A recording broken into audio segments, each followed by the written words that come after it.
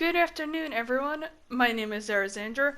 Welcome to today's video. And yes, I know this game came out 3 months ago, but I have been having trouble on how to word how I truly felt with this game. It is also very tedious, and it's Outbreak Week. The actual day is September 26th. Let's get right into my review for The Last of Us Part 2. Gameplay. This time around, they upgraded the mechanics a lot. Even though they are minor, it still feels refreshing. Hands down, I'm really glad they added the dodge mechanic, because that one comes in handy so much. Every time an infected or a wolf would come towards me, I would simply dodge or pull out my bow and arrow, hitting them within an instant before getting close to me. Running seems more smooth compared to the first game. Also, now you can crawl and crouch to avoid infected if you want to go around enemies. I'll use Hillcrest as an example, since that is, one of the most difficult areas. I was able to nearly sneak around fully without killing an enemy whatsoever, which it is very difficult to do that on certain difficulties, especially the dogs. Once they pick up your scent, they start to catch up to you real quick unless you use a distraction, which is a brick or a bottle, to avert them from the path. Even enemies call out the other's names, which was a pretty cool feature that was added as well and brought it together even more. Now this is like the heart of the review, is the story.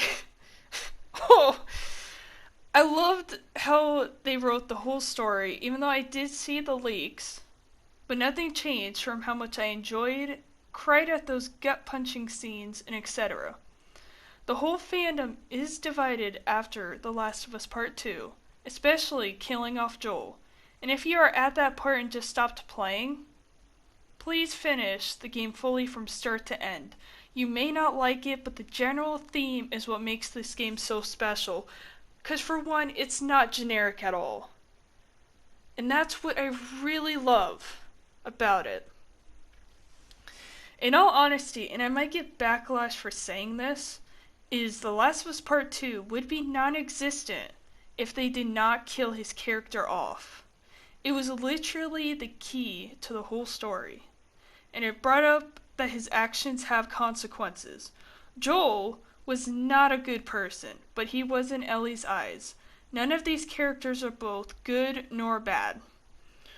Also, the people saying he should have gone out going against infected, that's not how the world of The Last of Us works. Did Joel deserve any of this? No, but his actions did have consequences, like I said. The reason that Ellie decided not to kill Abby at the end was because it was not going to bring Joel back. All the grief she was going through, we got to see it, and I even think Abby did as well from seeing how much all of this was affecting Ellie. Even though she said nothing to her, it made her realize all the stuff she had done before leaving at the end. Now getting to the end of the story, when Ellie attempted to play the guitar, she could not due to losing 2 fingers, which in a way, she loses another part of Joel that she had. By leaving the guitar near the window does show that she has finally forgiven him after saving her from the fireflies. This was a whole tearjerker, I'm not gonna lie. And someone did point out how there's resemblance in the window.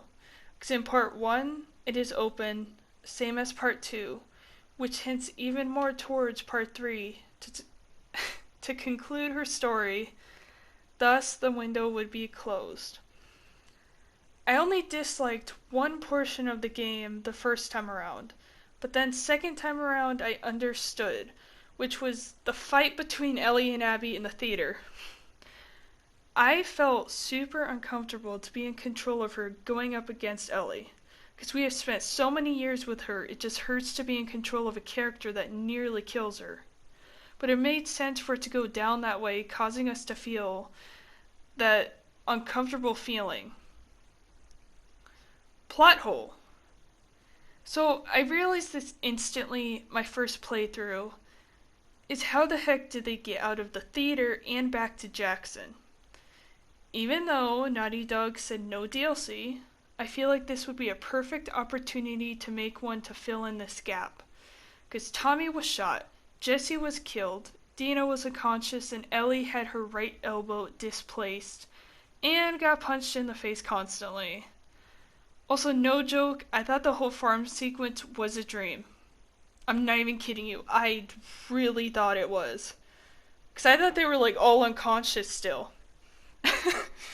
Either way, this could be considered a plot hole, or they just decided to do a time skip due to managing time and leave it up to the player. Characters. At first, I thought we were going to play as Ellie during the whole game, and not gonna lie, I was a bit mad when we started to play as Abby after day 3 for Ellie, especially that cliffhanger. It always gets me, even though I know what's gonna happen, it always gets me. But then I started to connect to her character as well, and seeing how even though she killed Joel, her reasons made sense as to why she did it. We also got to see how she dealt with the after effects and how it did not change anything.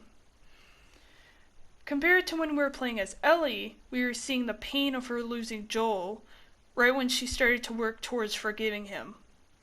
It was literally showing us two sides to the story and or two sides of a coin. Just we were seeing the side of grief with Ellie and Abby thinking that by her killing Joel, it would help her when in reality it did not change anything. When they introduced Lev and Yara, I had a feeling that it would be a turning point for Abby, showing that she does care about other people, no matter how many times she tries to hide it, almost like the two of them helped unlock the side of her that was likely hidden for so long. Now, a potential part 3. I am pretty sure there's going to be a The Last of Us Part 3, which is going to be the last one. There's still so much more of Ellie and Abby's story that needs to be told. Heck, even the loading screen after finishing the game shows that both Lev and Abby reached Catalina Island. Not gonna lie, this gets me emotional, and I would talk more about a potential part 3, but that would be in a different video. Graphics. The graphics are amazing, and Naughty Dog never fails when they release a new game. I always love it when they take into account the PlayStation's hardware, bringing it to the max that they can. Every time Ellie would go outside in the rain, she would pull her hoodie up, sometimes to avoid getting wet, but if her hair does, it slowly begins to dry, giving her hair a frizzy look. A lot of the detail they put into this game is so gosh damn amazing, and I'm very curious on what it is going to look like on the PlayStation 5 with ray tracing. This game is a masterpiece in of itself. I can barely think of any cons whatsoever, even thinking that the story could not have been written any different. My overall review on this game is a 10 out of 10. This was a magnificent story that pushed the boundaries, taking risks all around. I love this story with a passion and can't wait to see what part 3 is going to be, if they are making one. Let me know what all of you thought about The Last of Us Part 2. Did you like it or hate it?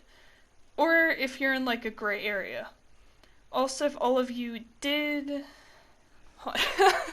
if all you did was kind of, watch the game on YouTube or Twitch, it is a whole different experience to actually play it.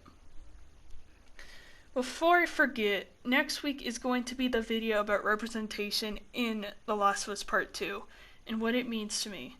This video is going to be ever so personal and might be delayed a bit to make sure I word everything correctly.